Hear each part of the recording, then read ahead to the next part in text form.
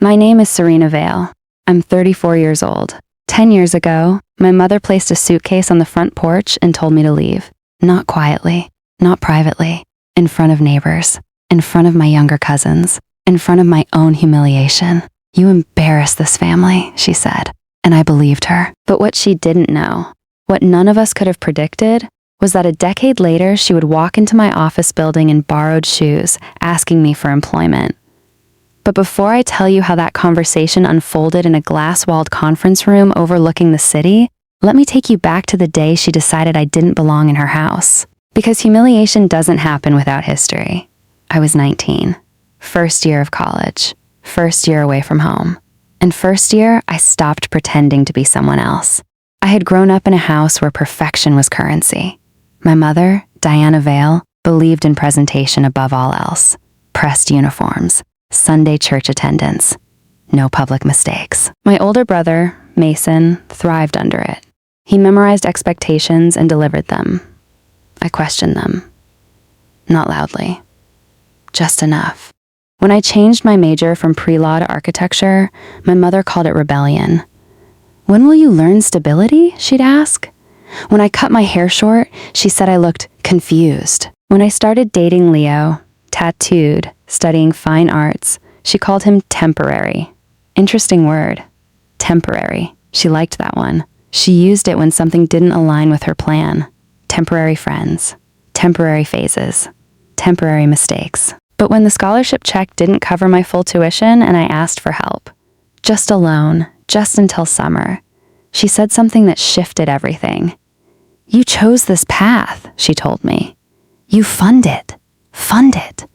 I worked 2 campus jobs, barely slept, grades slipped, stress compounded. And when I failed a structural design course by 3 points, the dean suggested academic probation. I didn't tell my mother immediately. I knew how she'd react. Failure wasn't learning in our house. Failure was spectacle. She found out anyway, through my aunt. Because families like mine circulate information before context. The argument started in the kitchen.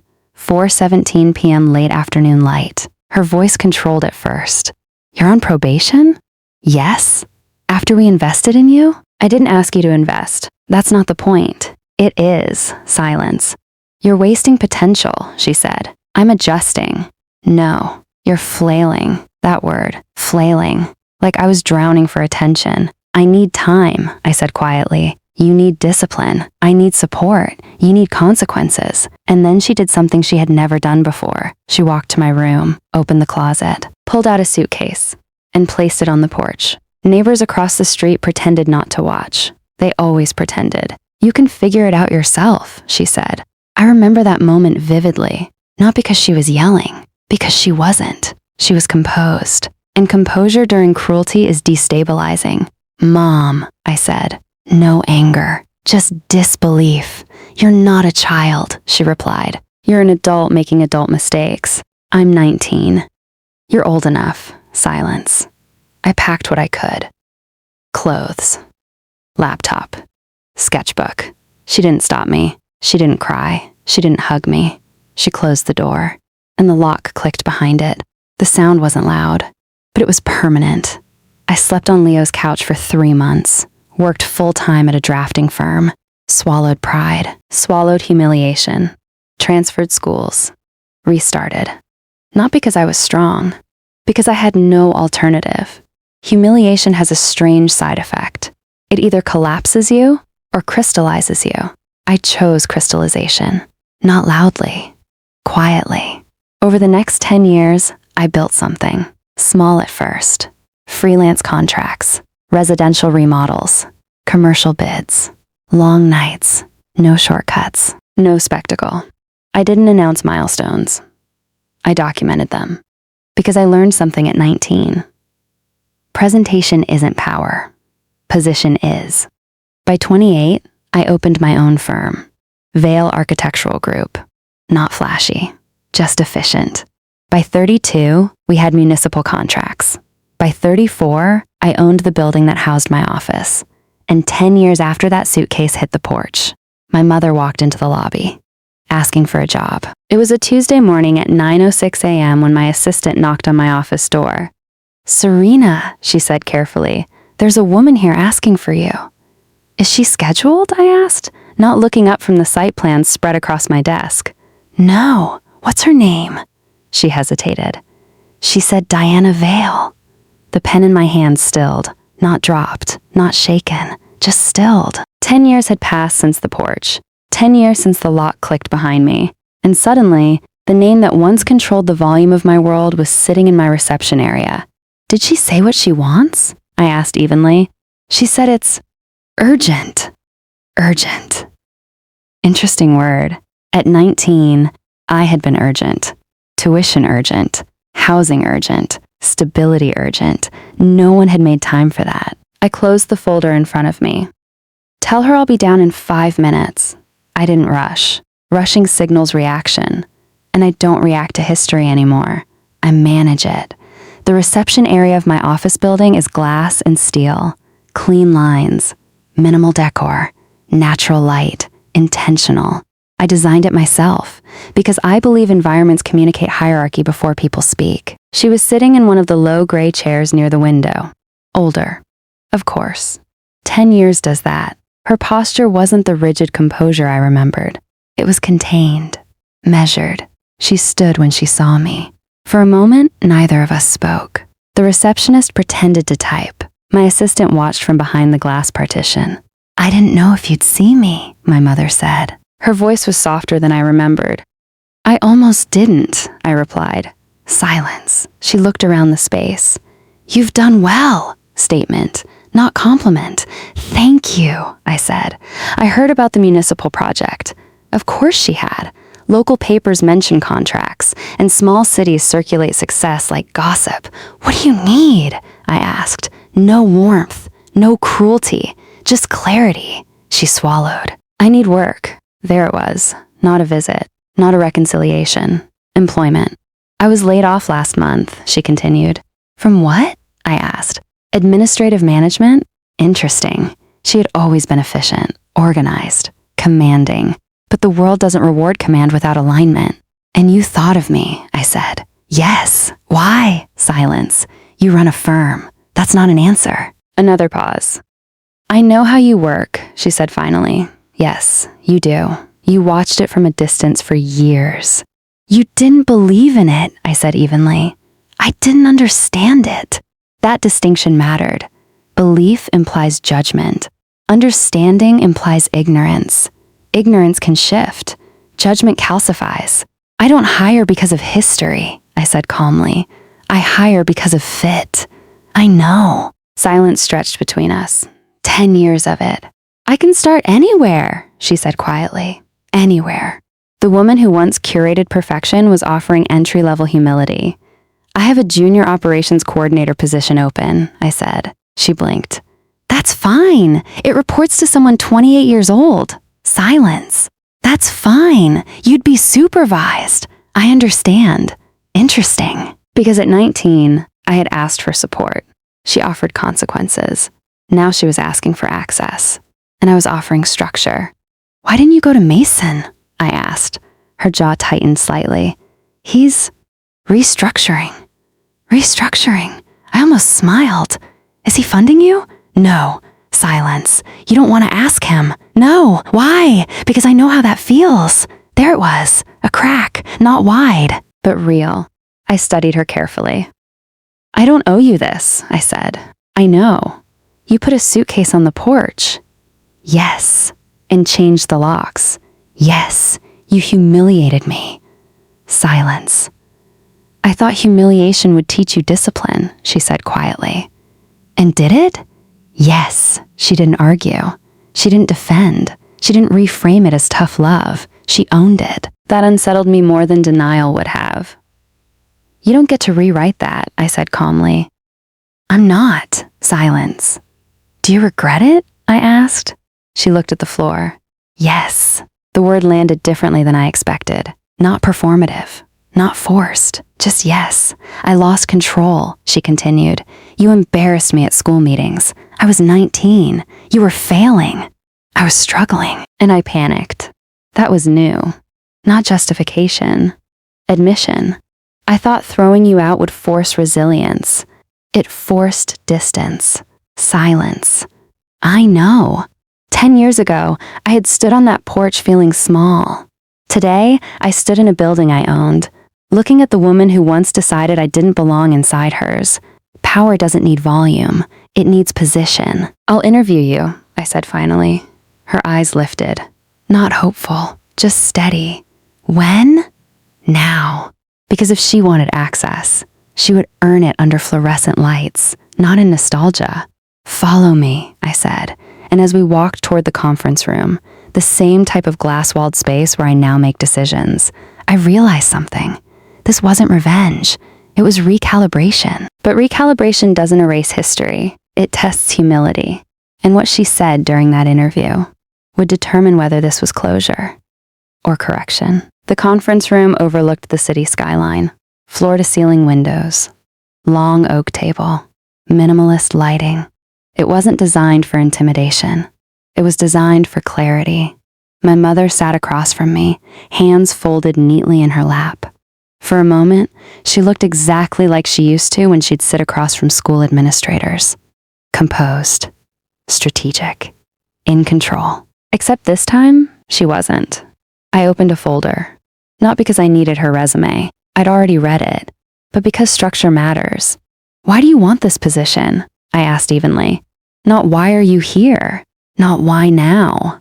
Professional. She inhaled slowly. I need stability. Interesting word. Stability. The same thing she once told me I lacked. And why here? I pressed. Silence. Because I trust your leadership. That was careful. Measured. Not sentimental. You didn't trust my direction 10 years ago, I said calmly. I didn't understand it, she replied. That's not the same. No, silence settled. She didn't rush to fill it. That was new. I misjudged what you were building, she said. Yes, and I thought pressure would strengthen you. It isolated me. I know. Her voice wasn't defensive, just quiet. I let that sit, then shifted back to business. This role requires answering to a younger supervisor, I said. You won't make final calls. I understand. You won't override. I won't. You won't bring family into office conversations. I won't. Her answers were clean, concise, not padded with emotion. Good. Because emotional explanations complicate authority. Tell me about the last mistake you made professionally, I asked. She blinked. That's a strange question. It's a standard one. Silence. I trusted someone too long, she said finally. In what context? Leadership. And what did that cost you? She looked at me. Respect. The word hung between us. Not accidental. She chose it. You're not answering the question fully, I said calmly. I didn't set boundaries early enough, she corrected. There it was. Boundaries. The word she once called rebellion. What happened as a result? I asked. I lost position. That one hit differently, because she had always valued position, status, control. Now she was acknowledging loss. I leaned back slightly. You understand that in this office, accountability is not optional. Yes. And performance is documented. Yes. And loyalty is not assumed. Yes. She didn't flinch. She didn't argue. She didn't pivot to emotion. 10 years ago, she would have. 10 years ago, she would have reframed everything as discipline. Today, she was listening. You're overqualified for entry-level coordination, I said. I'm aware. And you're comfortable with that? Yes. Why? Silence. Because I miscalculated what hierarchy looks like. Interesting.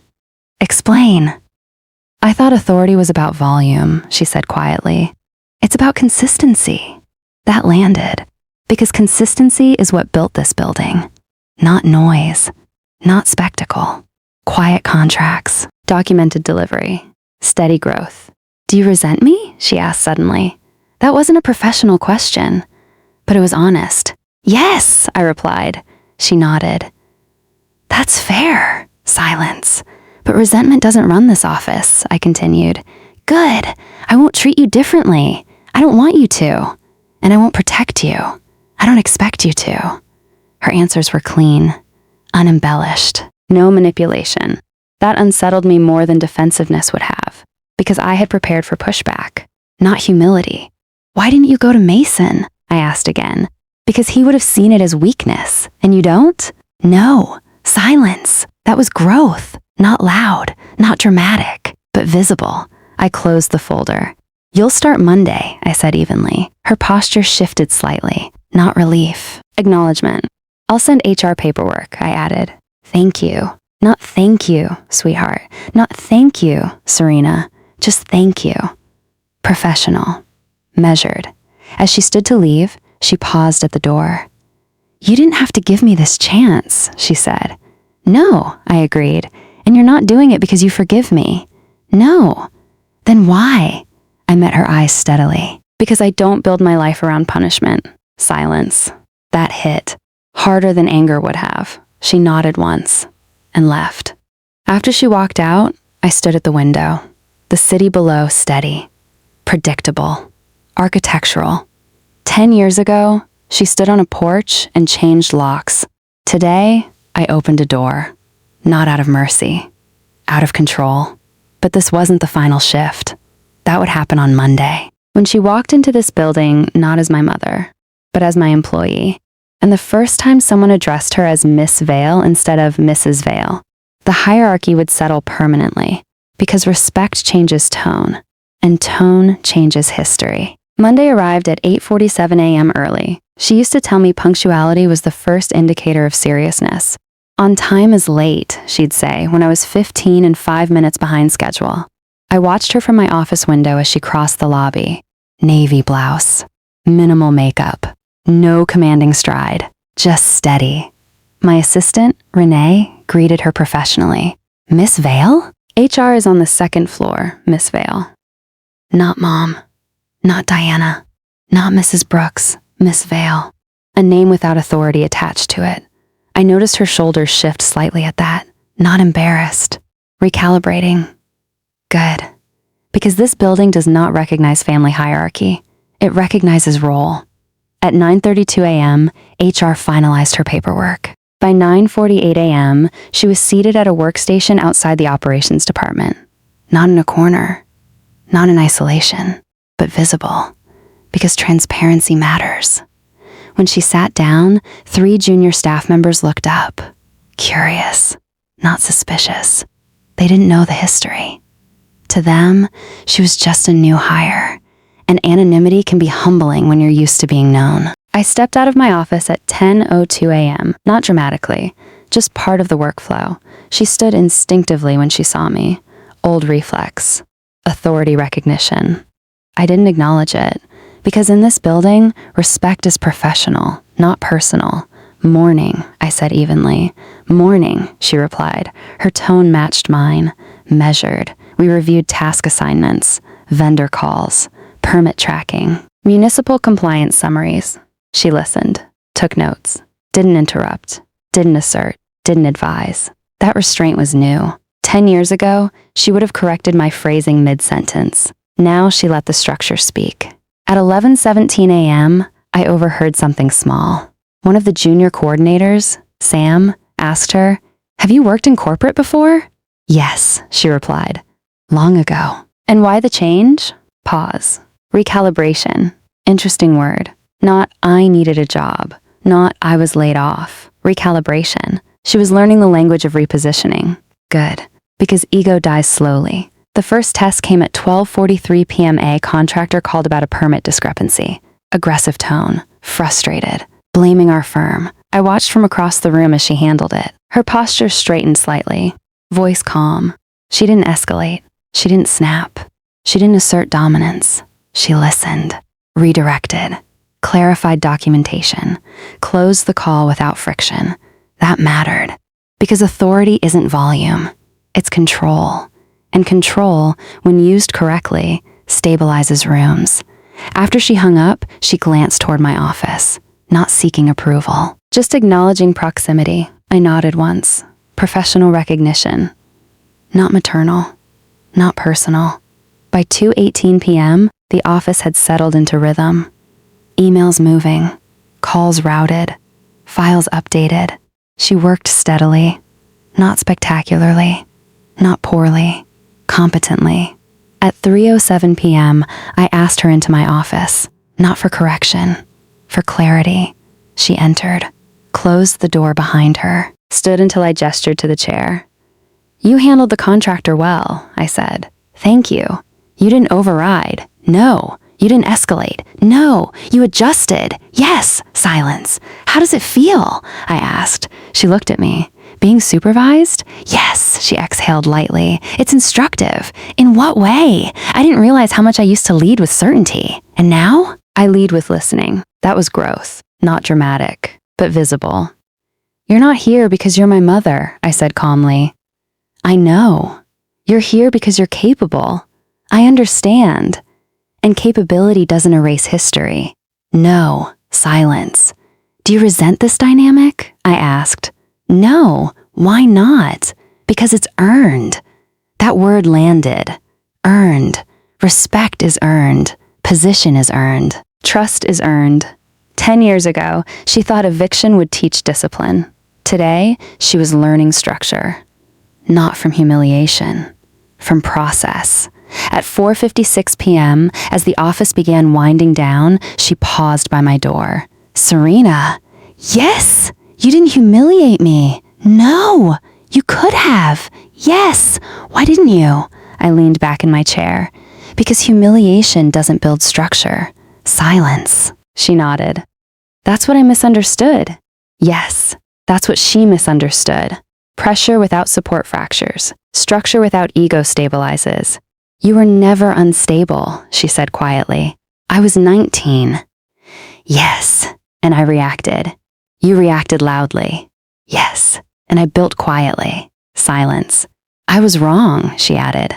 Not whispered, not defensive, clear. That mattered more than the job, more than the hierarchy. Because apology without adjustment is performance. Adjustment without apology is denial. She offered both. And that changed the room. At 5:12 p.m., she left the office, not through a side exit, through the front doors.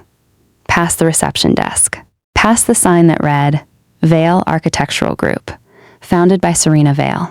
10 years ago, she placed a suitcase on the porch. Today, she clocked out under my name. Not as punishment, as positioning. And positioning is quieter than revenge, but far more permanent. The real test, though, wasn't Monday. It wasn't paperwork. It wasn't hierarchy. It was what happened 3 weeks later, when she had to choose between protecting her ego or defending me in front of someone else. Because respect isn't proven in apology. It's proven in interruption. And someone was about to test it. It happened 3 weeks later. Not in my office. Not behind closed doors. In front of everyone. We were in the main conference room for a client walkthrough. A mid-sized development firm considering a long-term contract with us. High value. High visibility. 8 people around the table. 2 from their side. 3 from mine. My operations manager. And her. Diana Vale. My mother. Seated 2 chairs down from me. Taking notes. Not speaking unless prompted. We were reviewing compliance projections when Mr. Hargrove, the client's CFO, made an offhand comment. "I've heard this firm is relatively young," he said lightly. "Still building credibility." He smiled as he said it. Polite. Measured. But it was a test. I answered evenly. "We've completed municipal audits in 3 counties and closed 14 commercial permits in the past 18 months. He nodded. Impressive for someone your age. There it was. Age. Subtle positioning. Not hostile, just hierarchical. "I built this firm at 24, I replied calmly. "We've been profitable for 8 consecutive years." He leaned back slightly. "I assume you had strong guidance." Silence. Not loud, but present. My operations manager shifted in her chair. And that's when it happened. My mother spoke. Not loudly, not dramatically, just precisely. "She built this without guidance," Diana said evenly. The room stilled. I turned slightly toward her, not because I was shocked, because I was measuring tone. "She rebuilt from scratch," she continued. "And she does not overpromise." The client looked at her. "And you are?" "Operations coordinator," she replied, "and her mother." There was a flicker in the room, not awkward, just recalibrated. "And I can tell you," she added calmly, "she doesn't fold under pressure." Silence. Then Mr. Hargrove nodded slowly. That's good to hear. The meeting continued. Professional, steady. But something had shifted. Not externally, internally. Because 10 years ago, in front of administrators and neighbors, she had positioned me as unstable. Today, in front of clients and contracts, she repositioned me as reliable. And she did it without hesitation. After the clients left, the room emptied. Only the two of us remained. I closed the folder in front of me. You didn't have to do that, I said. Yes, I did. Silence. That was a test, she added. I know. He was assessing authority. Yes, and you passed. I wasn't worried. She smiled faintly. You always say that. I mean it. She nodded. I used to think your calm was avoidance. And now? I think it's structure. Structure. She was learning the language of my world. You didn't defend me like that when I was 19, I said quietly. She didn't flinch. No, why now? Because I understand the cost of silence. That landed, not as apology, as awareness. I thought embarrassment would discipline you, she said. It isolated me. I know. Silence. I watched you build from a distance, she continued. I told myself you were lucky. Was I? No. You were relentless. That word stayed between us. Relentless. Not loud. Not dramatic. Relentless. Later that afternoon, I sat alone in my office, looking at the skyline. 10 years ago, she closed a door. 3 weeks ago, I opened one. Today, she interrupted someone who questioned my credibility. Not because she needed favor, not because she feared losing the job, because she recognized competence. And recognition matters more than apology. At 6:03 p.m., as we prepared to leave, she paused at my door. Serena. Yes, you didn't flinch when he questioned you. No, you didn't shrink. No, you didn't escalate. No, she exhaled softly. That's what I should have done 10 years ago. Silence. Not heavy, just honest. You can't rewrite it, I said. No, but you can choose differently. Yes, and she had. The next morning, my father called. I heard about the meeting, he said. Yes, your mother spoke up. Yes, she sounded proud. Interesting word. Proud. She was, I replied. Silence. I wasn't fair to you, he said. No, that was fear. Of what? That you'd fail. And if I had? I didn't know how to support that. Silence. And now? I asked. Now I see you never needed rescue. No, I needed structure. And I built it. 10 years ago, my mother kicked me out in humiliation. 3 weeks ago, she asked for a job. Today, she interrupted someone who questioned my authority. That's not revenge.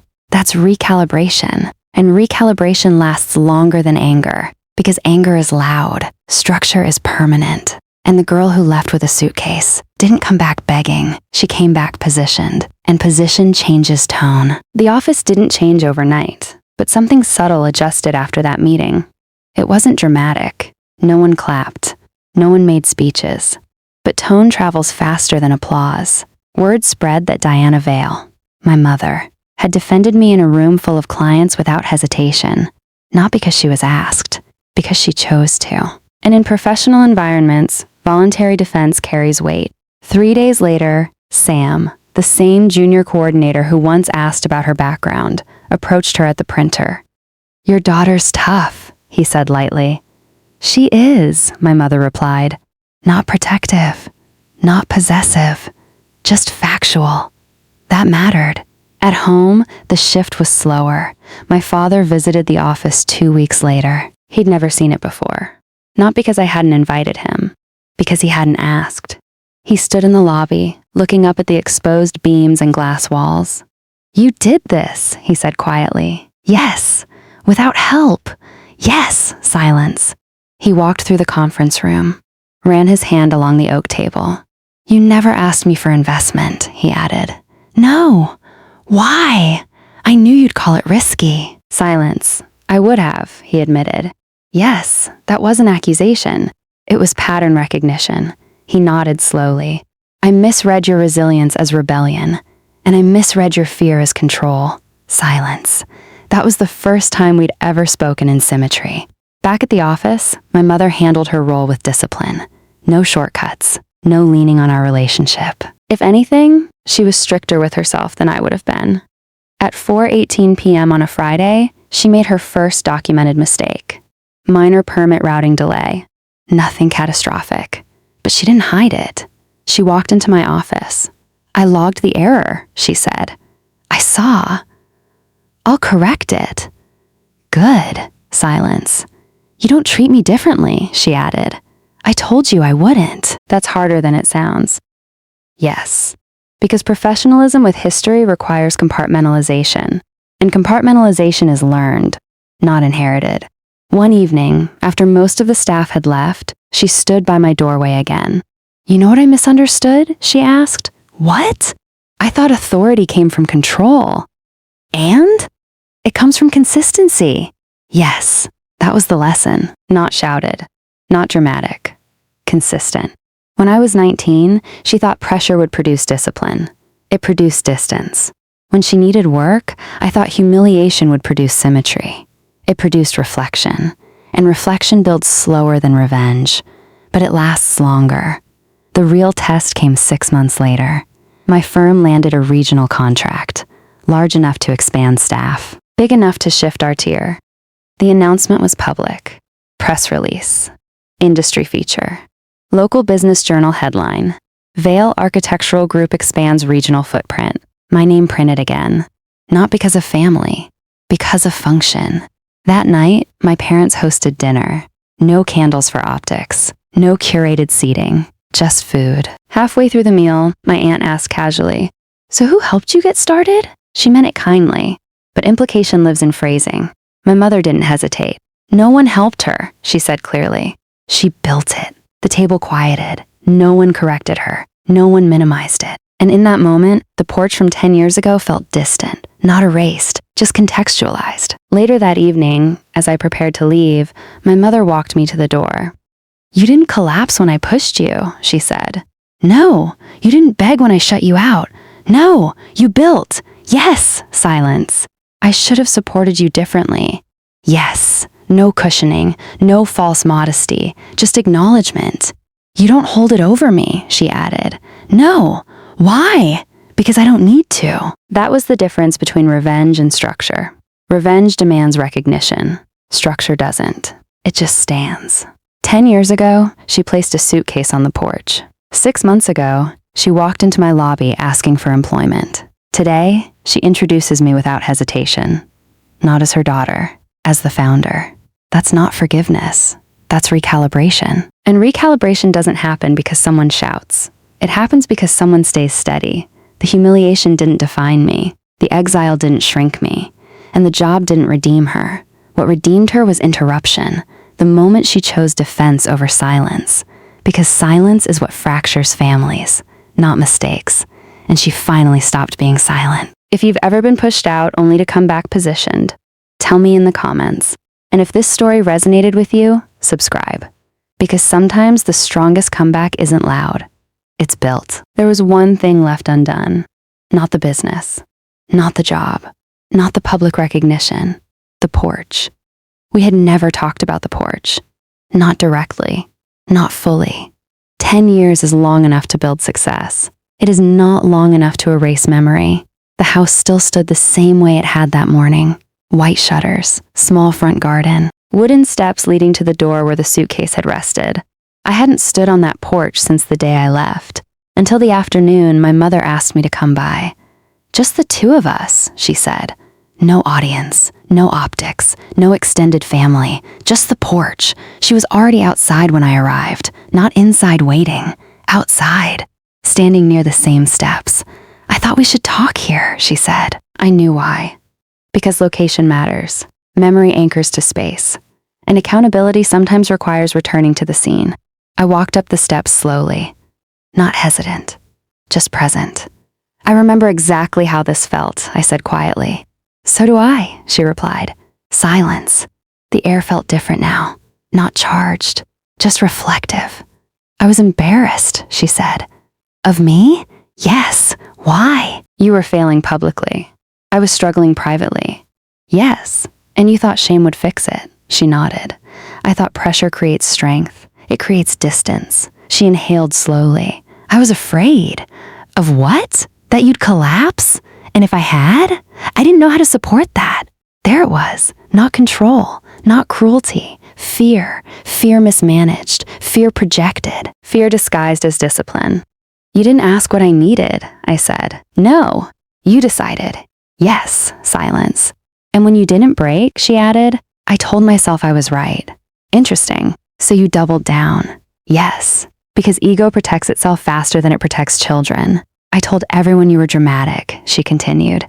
I remember. I called you impulsive. Yes. I said you'd come back begging. I didn't. No. Silence. She looked at the front door. I changed the locks. Yes. Her voice cracked slightly for the first time. I shouldn't have. No. That word wasn't angry. It was factual. I wanted control, she said quietly, and you lost it. Yes. Silence. You didn't punish me when I came to your office, she said. No. You didn't humiliate me. No. Why? I thought about that. About the easy version of revenge. The version where I could have refused her job application, reminded her publicly, closed the door. I don't build my life around retaliation, I said. She nodded slowly. That's what I misunderstood. What? I thought power was control? And it's composure. That landed. Not because it flattered me, because it showed growth. 10 years ago, she thought strength was authority. Now she saw it was steadiness. I don't resent you, I said. She blinked. You don't? I did. And now? I don't need to. Silence. That confused her, because resentment is expected after humiliation. Calm is destabilizing. You're not angry, she said again. No. You're not trying to win. No. Then what are you doing? Standing. That was it. Standing. Not above her. Not beneath her. Not performing. Just standing. The sun began to set behind the houses across the street. Neighbors walked dogs. Cars passed. Life continued. Ordinary. Do you forgive me? She asked quietly. That question matters. It demands clarity. Yes, I said. But forgiveness doesn't erase history. I know. It reframes it. Silence. I'm proud of you, she said. Different tone now. Not comparative. Not competitive. Just steady. Thank you. You didn't become successful to prove me wrong, she added. No. You became successful because you are structured. Yes. And I tried to disrupt that. Yes, she nodded. And you still built. Yes. That was the final recalibration. Not because she apologized, because she understood. Understanding changes posture, and posture changes legacy. Before I left, she touched the railing near the door. This porch, she said softly, was my worst decision. No, I replied. It was your lesson. Silence. I wish I had supported you sooner. I wish you had too. We didn't hug dramatically. We didn't cry. We just stood there. Two women who misunderstood each other for a decade and corrected it without spectacle. 10 years ago, she placed a suitcase on this porch. Today, she stood on it and admitted she was wrong. The building I own doesn't matter as much as that sentence, because property shifts position. Accountability shifts relationship. My mother kicked me out in humiliation. 10 years later, she came begging for a job. But the real reversal wasn't employment. It was recognition. And recognition lasts longer than revenge. Success is loud in public, but correction is quiet in private. And what changed between my mother and me didn't happen because I built a firm. It happened because she stopped pretending she was right. 3 months after our porch conversation, something small happened. Small, but permanent. We were at a family barbecue. Extended relatives. Neighbors. Old family friends who still remembered me as that girl who moved back home. One of my aunts leaned over the patio table and said casually, Serena always had big emotions. She just needed grounding. It wasn't cruel. It was dismissive. The kind of comment that sounds affectionate but minimizes history. Before I could respond, my mother spoke. No, she said firmly. Serious tone, not defensive. Not loud, just clear. She needed support. Silence.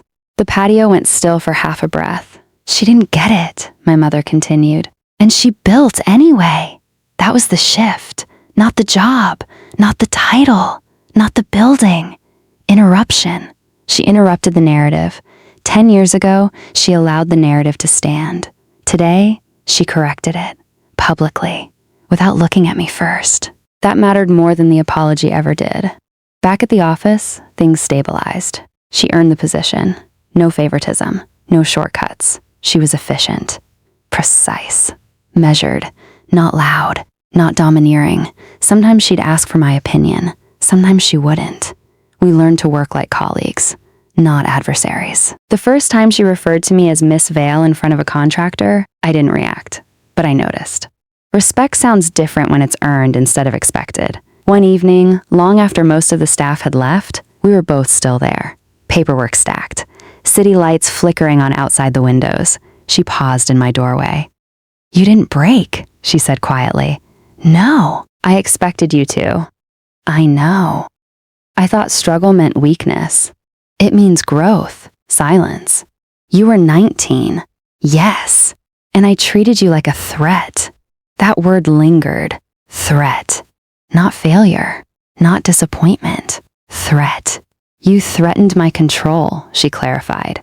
Yes. And I chose control over connection. Yes. There it was. The truth without cushioning. She stepped fully into the room. "I don't want to be that version of myself anymore." "You're not," I said. Silence. "I can't undo it," she added. "No, but I can choose differently." Yes, that was enough. Because change isn't dramatic, it's repetitive. She chose differently at the barbecue. She chose differently in meetings. She chose differently in conversations, over and over. That's how recalibration becomes permanent. 10 years ago, I left this family home with 2 suitcases. Today, I leave my office with keys in my pocket. Not because I needed to prove something, but because I refused to collapse when pressured. My mother once believed humiliation would force resilience. Instead, it forced distance. What rebuilt the bridge wasn't apology. It was accountability. And accountability isn't loud. It's consistent. If there's a lesson in this story, it isn't revenge. It isn't prove them wrong. It isn't wait until they need you. It's this. Position is quieter than pride.